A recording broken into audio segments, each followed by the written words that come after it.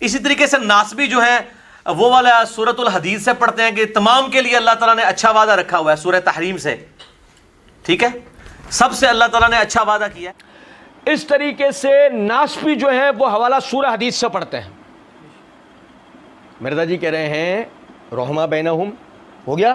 مرزا جی کہتا ہے کہ اسی طریقے سے ناسبی جو ہیں وہ حوالہ سورہ حدیث سے پڑھتے ہیں کہ تمام کے لیے اللہ تعالیٰ نے اچھا وعدہ رکھا ہوا ہے، سورہ تحریم سے۔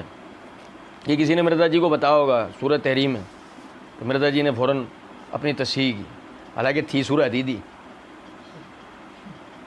بہرحال آپ کو پتا ہے محدثین لقمہ قبول کرنے والے کی روایت نہیں لیتے تھے، یہ بھی خیر اپنی جگہ ایک بات ہے۔ وہ مرزا جی نے تو خیر صحیح مسلم کا مقدمہ پڑھا رکھا ہے، مرزا جی کو تو پتہ ہی ہوگا۔ اچھا جی سنیے گا ذرا بات کو۔ مرزا جی نے پارٹ 1 میں ایک جگہ کچھ فرمان ایسے بیان کیا ہے، دیکھو فراڈ کرتے ہیں، دیکھو فراڈ کرتے ہیں، لوگوں کو صحیح بات بتائیں، مطلب جھوٹی وکالت تو نہ کریں، سچی وکالت کریں۔ مرزا جی، ارے مرزا جی ظاہر ہے سچی وکالت کرتے ہوئے مرزا جی نے تو یہ بات کہی ہے، اب میرا ایک منصف مزاج آدمی کی حیثیت سے کہ یہ میری ذمہ داری ہے میں حق بات لوگوں تک۔ اور سورہ حدید کی آیت پڑھتے کون ہے؟ ناسبی۔ سورہ حدید کی آیت کہ ساروں کے لیے وعدہ جنت کا، ساروں کے لیے وعدہ، یہ پڑھتے کون ہے؟ ناسبی۔ ٹھیک ہے،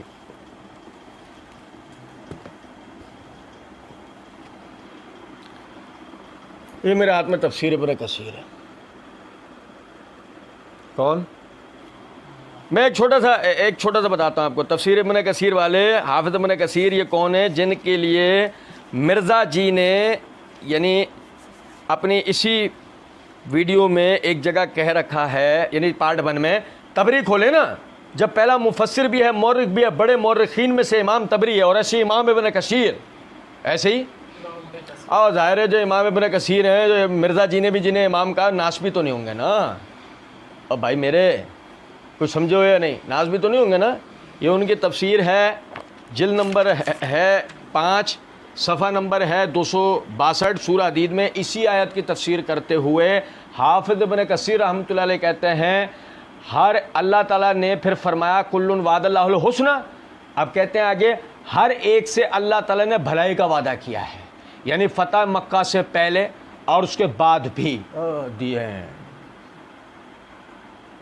السابقون الاولون من المہاجرین والانصار میں پھر فتح مکہ والے رہ گئے تھے کہ کسی کہنے والے کو گنجائش باقی تھی۔ حافظ ابن کثیر رحمۃ اللہ علیہ نے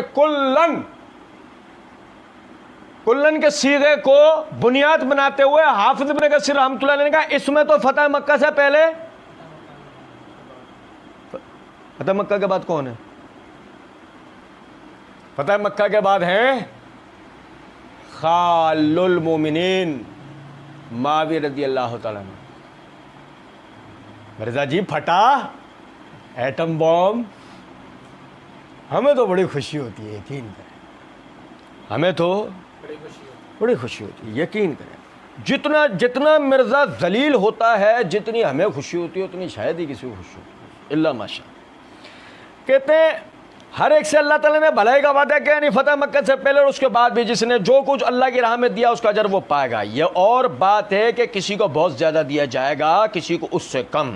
جیسے دوسرے مقام پر اللہ نے فرمایا کہ اللہ کی راہ میں جہاد کرنے والے اور جو جہاد نہ کرنے والے ہیں وہ درجے میں برابر، گو بھلے وعدے میں دونوں شامل ہیں، وعدے میں، جنت کے وعدے میں دونوں شامل ہیں۔ صحیح حدیث میں ہے طاقتور مومن اللہ تعالیٰ کے نزدیک کمزور مومن سے افضل ہوتا ہے، لیکن بھلائی دونوں میں ہے۔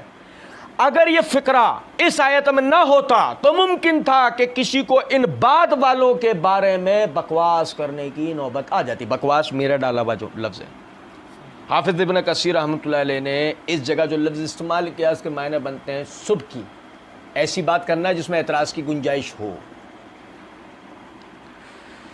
اگر یہ فقرہ اس آیت میں نہ ہوتا تو ممکن تھا کہ کسی کو ان بات والوں کی سبکی کا خیال گزرتا، اس لیے فضیلت بیان فرما کر پھر عطف ڈال کر اصل اجر میں اللہ نے دونوں کو شریک بنا دیا۔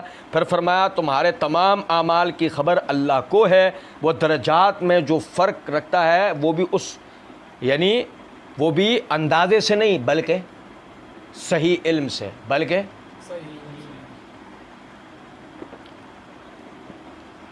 کیا ہے یہ آخری جملے کا مطلب؟ یہ آخری جملے کا مطلب سمجھتے ہیں؟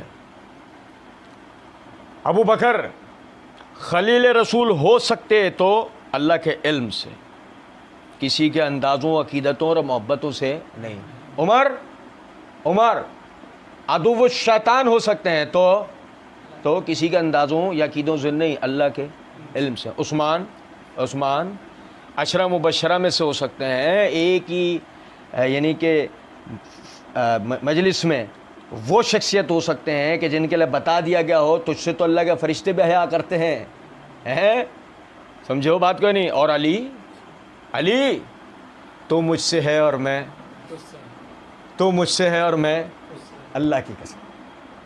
سمجھو ذرا نقطہ، غور طلب نقطہ ہے۔ ان سب کو جو بھی فضیلت، جو بھی کرم، جو بھی کرامت حاصل ہوئی اللہ کے صحیح علم سے ہی، نہ کہ کسی کے اندازوں، کسی کے جھوٹے من گھڑت عقیدوں سے۔ حافظ ابن کثیر ناسبی ہیں، حافظ ابن کثیر ناسبی ہیں، ہے نا؟ مرزا جی نے کہا اس طریقے سے کون پڑھتے ہیں؟ ناسبی۔ اس طریقے سے ناسبی نہیں پڑھتے، کون پڑھتے ہیں؟ اہل سنت۔ اس طریقے سے اہل سنت پڑھتے ہیں۔ ہاں وہ اپنی جگہ کی بات ہے کہ اگر ہم رافضی تصریحات کی روح سے دیکھیں تو کہتے ہی ہیں کہ اہل سنت ناسبی ہیں۔ اہل سنت جو کہ مرزا کھلے عام نہیں بولتا، جو کہ مرزا، کیونکہ اصل تو پکا ٹھکا جو شیعہ ہے نا وہ مرزا ہے اس دور کا۔ تقیہ جو پورا کرے نا وہ حقیقتاً رافضی ہے، تقیہ جو پورا کرے۔